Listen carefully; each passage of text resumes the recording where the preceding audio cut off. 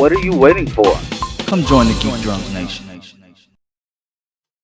What is up, guys? Welcome to today's video. In today's video, we will be talking about Superman and Lois, Season 4, Episode 8, entitled Sharp Dressed Man. And, well, if you saw Lex in this episode, Amanda's trying to make him look more presentable for for his adoring public, or at least the people that he's going to try to sway to his side, because he's figured he's had enough of Lois, he's had enough of Clark and all of their trickery and all of this other stuff, what psychotic people do. But before we jump into that, if you are new here, please like, share, and subscribe. I'm on the road back to getting monetized. YouTube decided to do something stupid. uh it's a long story, but if you were in my live stream last week, you know what happened. But yeah, please like, share, and subscribe. I'd say all the other stuff, but I don't have those perks anymore. It's too bad, so sad. I'm still going to post content here because this is what I love to do. I love to talk about TV shows with you guys. So without further ado, Sharp Dressed Man. So we pick it up with Lex. He's talking to Amanda, like why are you doing this? Why are you trying to help me? It's been very obvious, excuse me. She's freaking in love with the guy. And towards the end of the episode, guys, you know how I do. I jump back and forth. Towards the end of the episode, we see them kiss. For me, Lex could be her dad, and she looks like she's just a little bit, at least to me, she's a little bit older than Lex's daughter. It's gross, but it's got to be a power thing. She wants Lex to win. Ultimately, we know Lex will not win because he's a psychotic, delusional man who's butthurt because he got sent to prison for a crime he didn't commit. Rightfully so, I'd be upset, but you have committed other crimes, so in fact, you are a criminal. There's no way around that. So we hear them saying, "Yeah, does Milton have all the stuff together?" Yada yada yada. We get introduced to Milton Fine this week, aka Brainiac. They have a plan hatched. It's a genius plan. The guy playing Milton, aka Brainiac, I recognize him from Riverdale. He was the creepy coroner. He was on a lot of other things as well. I believe he was on another Arrowverse show as somebody's henchman. Correct me if I'm wrong, but yeah.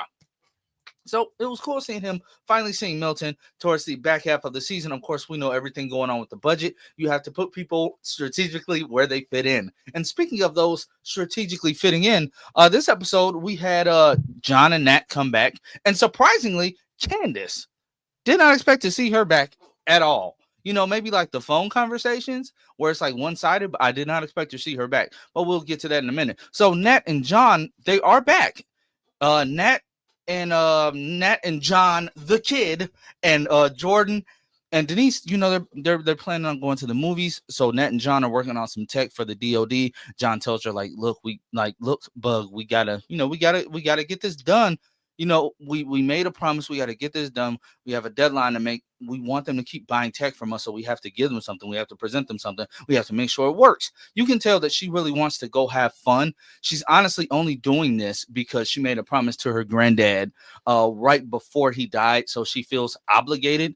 So, John sees that, his daughter is ultimately not happy with doing this right now. She wants to go hang out with her brothers. They are her brothers. She wants to go hang out with her brothers. So he tells her, just go ahead, have fun.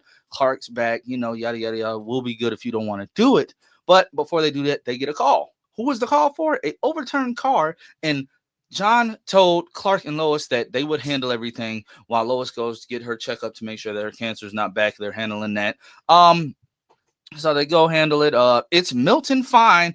Car flipped over, yada, yada, yada. Milton was playing them like a fiddle. We're like, oh my God, just playing the injured victim act. But he's doing all of this because he's trying to gain access to both of their suits, which we find out why at the end of the episode, which was honestly insane and some great cinematography. You know what I'm trying to say. It was a great fight scene.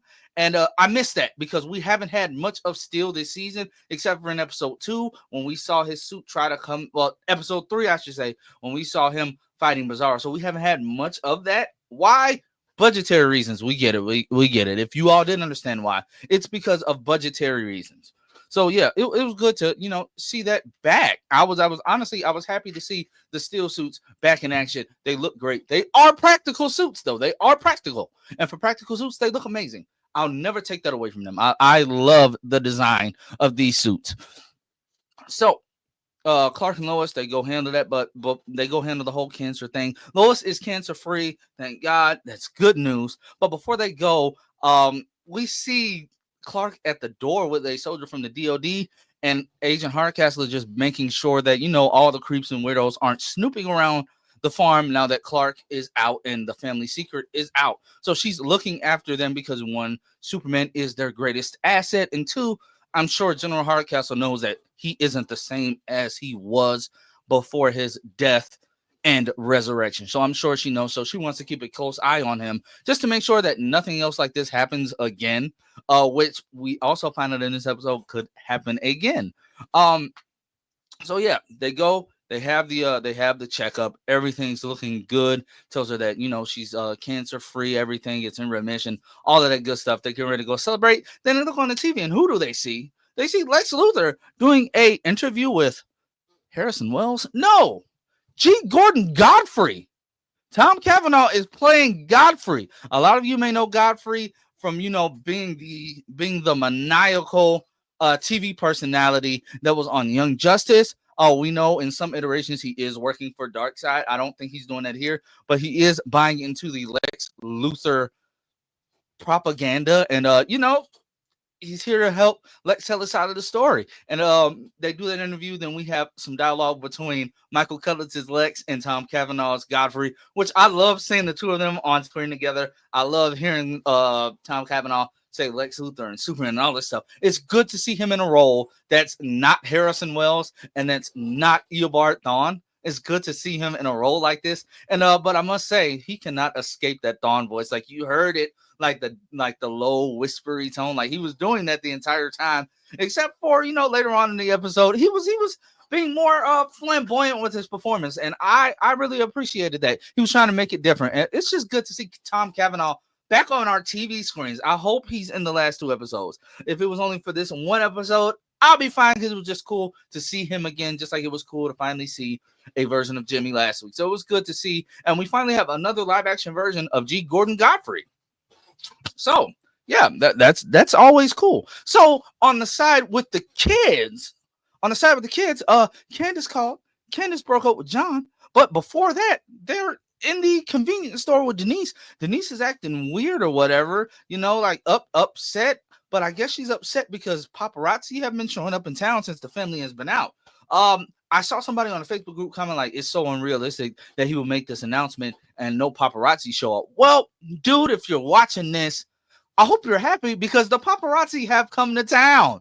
The boys are literally running from them. How did they know they were going to the movies? I will never know. But they want to lead normal lives, but I don't think they'll be able to. But I don't think they'll be able to lead normal lives. I really want to know what was up with Denise's attitude, though. Maybe they'll explore that more next week, or maybe it was just a friendly thing. I don't know. I don't know. She never really switched up on them. She didn't switch up on Mr. Kent. Maybe Jordan did something. I have no clue. But yes, after they do that, they're trying to find movie times back at Nat's house. They're trying to find movie times.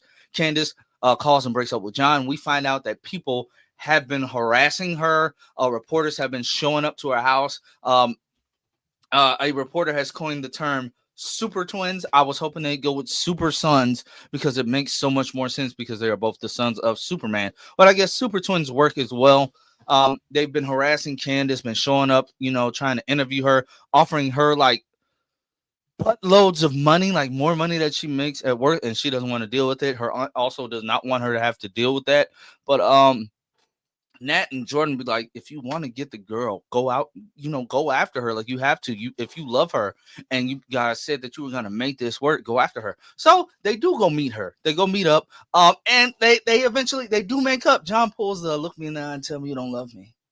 That was smooth. That was smooth, John. That was smooth. I can appreciate that. That was smooth. I like that. But while they're doing that, Nat and Jordan have a conversation. He asks about Mateo, Bruno Mannheim's son. They still, they still communicate to a certain degree. But, she was like saying like, with the lives that we lead, it's hard to find time, and they're basically saying like they have to make time. That's why he quit, but you're never really out when you quit. If you, I completely got what they were saying, and for them to be kids, teenagers in high school having this conversation is crazy, but that's the lives they lead. So Candace and Makeup, they're outside having like a little bonfire thing. And during this time is when the press conference is going on, and Lex has so much dirt, and not even dirt, because it's just doctored footage from his point of view. Like when Clark showed up outside the house. Well, Clark showed up outside in town square to call him out, which is, well, I guess Lex was living in that old hotel, so it was outside his house. Lex called him out. He edited that footage. That footage was doctored. Well, he didn't do it, and Amanda didn't do it either. Milton Fine did it. And speaking of Milton Fine, he tried to put Amanda in her place, and I think he's going to get fed up with Amanda in these next 2 episodes and probably kill her, probably off her. Would I be upset at that? No, because Amanda is very annoying. Like, she's very annoying. She's like a pick me type person, and it's really annoying. Like, oh, like, girl, chill out. You want an old man. It's weird. It's really weird. Really weird, like gross, ill. But anywho, so like he has all this footage, and Godfrey's like buying into it. He has to, because he says ratings or whatever. And Lex, we do see Lex before the whole thing starts, before Clark and Lois even arrive. He's having a panic attack, like a physical panic attack, because it's too many things that are out of his control. He does not like to be out of control of a situation. But this Lex isn't the genius, the maniacal genius that other Lexes are. He's just a big hulking dude that, commands obedience just with his presence alone. So Amanda, like, he's like, we have to call this off. And she's like, no, we're not calling nothing off. And he kind of calmed down. Like, see, that I'm not used to that. But this Lex also isn't used to being clean shaven, in a suit and tie. This is not him. So of course he's uncomfortable. I saw some people trying to say that, oh, that means he implanted Clark's heart and he was slowing down time because the heart gave him powers. I don't think Kryptonian hearts work that way. And secondly, why would he put Clark's heart in his chest? I don't see that. You guys come up with some crazy theories. Like, when would he have had time to do that? And why would they wait till now to say something like that? That's neither here nor there. I just thought I'd bring that up. It was weird to hear that. So with Lex clearly about to lose this debate because Lois pulled out her trump card, which is, I can just call Elizabeth Luthor and she'll testify to everything that I just said. Lex looks panicked, rightfully so. He looks like he's panicking, and then Amanda looks like she's panicking. She calls Milton, say, "It's time, do it." He hacks into John's system. He takes over everything, calls away Nat's suit, and then calls away John's suit, but he makes the suit jump onto John and fly him away. So he's flying towards LexCorp Tower, and he's basically, Lex's penthouse. Did anybody notice that his penthouse is nothing but Bruno Mannheim's penthouse, just redressed? Did anybody else notice that? I noticed that. It was funny to me. Budget stuff, I guess, but it was funny. I noticed that right away. So the suit latches on to John, flies him away. John has no control, so he's flying towards the building, and he's yelling like, "Clark, I need help, Superman! I need help, Superman!" And finally, Superman hears him. We know Superman's hearing is not what it used to be. We'll talk about that in a second. So he flies towards him. Clark hears it immediately, flies out the window. That ruins the entire press conference. So any leverage that Lois did have is gone now, which is what Amanda wanted in the first place. And Milton's whole thing is, we're finally going to finish the job. We're finally going to kill Superman. Like, he says that to John, and John is like, what? So Clark is literally trying to fight the steel suit. We have not seen this type of fight since season 1. So it's really good to see, like, he's punching him. And at the same time, Nat's suit, Jordan flies out to try to handle that, but that suit wipes the floor with Jordan. So then comes up and starts choking out John. Like, John's trying to handle the suit too, but their suits are freakishly strong because Brainiac, which we did see the Brainiac symbol, and we saw little green skulls. Yes, Milton Fine is Brainiac. Will we see his actual form? I don't know. I hope we do. I really want to, but I don't know if they have the budget nor time to actually do that. They're just relying on people to know Brainiac's other aliases. And everybody knows Milton Fine is that, especially since he was a very prominent character on Smallville. So, like, they're fighting, trying to get the upper hand. Nat's literally calling out every single command code that she knows to try to shut down the suit so it does not happen. So what do they have to do? Jordan gets up, starts heat visioning it, and then John gets up and starts doing the exact same thing, and they basically disintegrate the suit. I was sad to see that happen because that means they're getting rid of it for budgetary reasons, because in the finale it can only be Clark and the boys versus Lex. So John basically John is basically making Superman give the suit a beating. And I'm like, oh my God, this is going to do something to John's brain. I guess they dropped that plot point because, in season 2, he kept taking those blows to the head. But I guess they're dropping that. Basically, he just wanted to destroy the suit enough that way Milton couldn't control it. Milton did not care. He says, just because your suit is not durable and your suit's design is trash doesn't mean I can't make it better. He drops John out the suit in midair. Clark sees this and he kind of he looks at the suit flying away, but then he sees his friend dropping to his death, flies down, saves John. I guess he goes to fly after the suit, but he lost it. So we pick up with them back in the penthouse, and with Lois and Clark, and they see what Godfrey is saying. His whole spiel about how Lois is a liar and all this other stuff. I mean, Lex has his people doing all types of crazy stuff. Earlier in the episode, we see that somebody throws a brick through their office window at the Gazette, like a brick that says liar. And this is when we come around to this part of the conversation. See, I do my videos in weird ways because they always tie around to each other sooner or later.